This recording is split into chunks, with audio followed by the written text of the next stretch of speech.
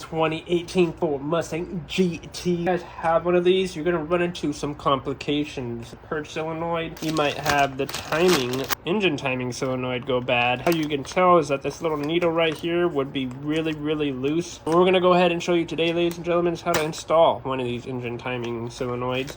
How to help your motor out. I would definitely highly recommend getting them directly from Ford. Me, I went with Dorman, lifetime warranty. That is your part number right there. And that is exactly what they are called. First things first is what you're going to want to go ahead and do is we're going to remove our whole intake, including the box as well as a lot of components out of this engine bay. This clamp and this clamp down here is now loosened, and don't forget to unplug your guys' pigtail as well. Then you will have a vacuum line sitting on the side of your air box. You're going to go ahead and push that in. Don't be too rough with it, because at the bottom, you're going to have another one. Take your filter out. Mine was just held on by an 8mm for the box. We're going to pull the box out of here.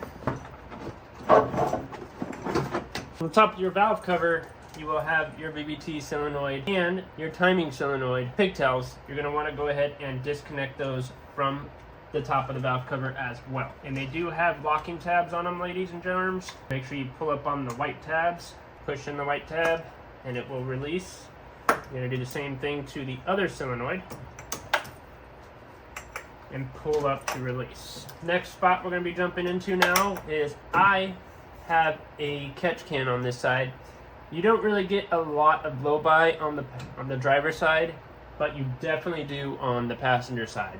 It is highly recommended to get a catch can for the passenger side. You don't necessarily need one for the driver's side. For me, I'm going to go ahead and take the one from the driver's side out. We are now jumping over to the Purge solenoid, which is, this is your Purge solenoid right here. And this Purge solenoid is pretty easy to get out. They have these green tabs. You push them out and then up, and that will allow the green tab to come up and for you to unplug the hose that is on that side.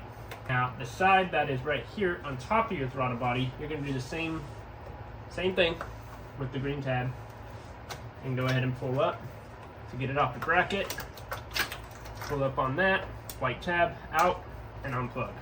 Moving on to the ignition coils. Your ignition coils have the same concept. They have a white tab on the top of them. Go ahead and pull those out and unplug all four on this side. We'll be using a 8mm to take the bolts out of all four ignition coils.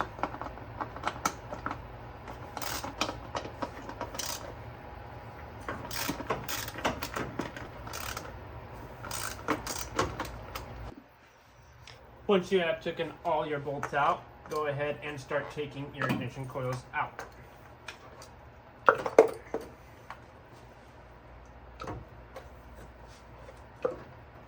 Set them off to the side. On this valve cover, you're going to have these little patches that attach to each of the screws. You're just going to go ahead and pry them off from the screws and unplug all of your fuel injectors. Here is all the fuel injectors unplugged, and both of the solenoids are unplugged as well. Spark plug boots and ignition coils are out. Now you have these two sensors back here. You're going to go ahead and lift up on the little white tab divided right here. Push down on it, pull it up. Same thing with the one on the bottom. You're going to do the same thing and unplug that from there as well. And then you will have a Christmas tree style there and a Christmas tree style there, as well as there. And then after that, this should be out of your way. You also have one right there. On these 5.0s, you got to be very careful with removing your guys' oil dipstick. And the reason for it is, folks, is because what you're going to want to do is pull up on your dipstick. Make sure you don't get any oil anywhere. Make sure that you wipe this off before you put it back in the vehicle. We definitely don't want to track dust in the beautiful motor. Here's our dipstick too. Now, if you noticed, there is a tab right here. That tab, you're just going to push it forward and twist her down. And once she is twisted all the way down, you can now pull up the oil dipstick tube. Make sure you take this out, or you will and I mean you will, break this tube, and you will have to buy a new one. That keeps it away from the crank. It is very good to have. Make sure you don't put your dipstick back in it if you think that thing is okay to be broke. It's not. There's a reason for it, and that's why it's there. The next thing we're going to go ahead and do, folks, is we're going to start taking off all of the bolts that are around this whole entire valve cover. Let's go over them. If you didn't see my video on how to replace a valve cover or solenoid back here, which is your VCT solenoid, if you didn't watch that video, link will be in the description. But before you're here for this video, let's go over how many bolts there is.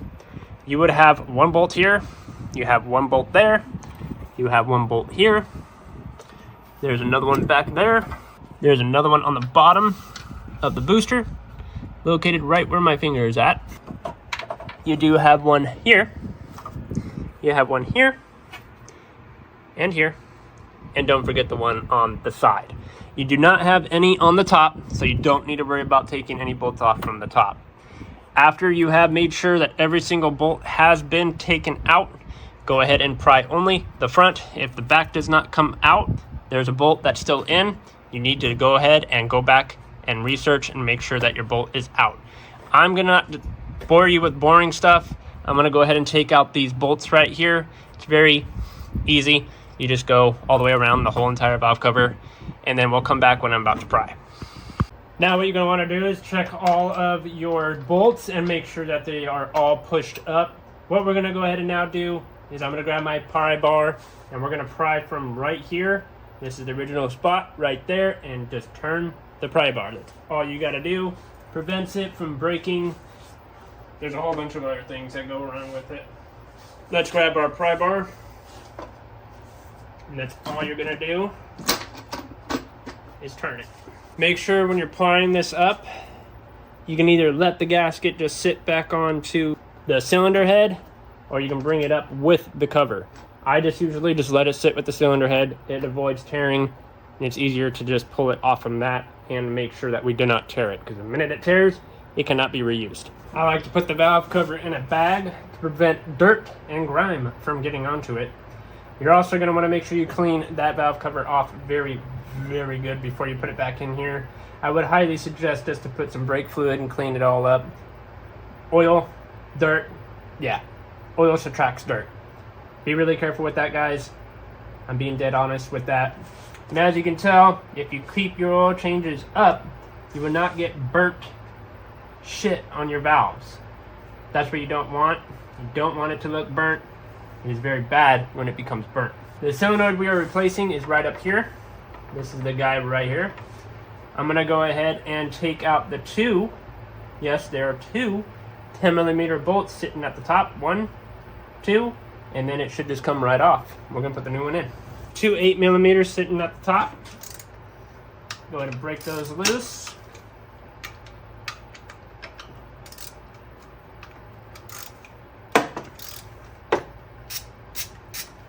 If you guys don't see the torque spec on the screen, go ahead and check out the description.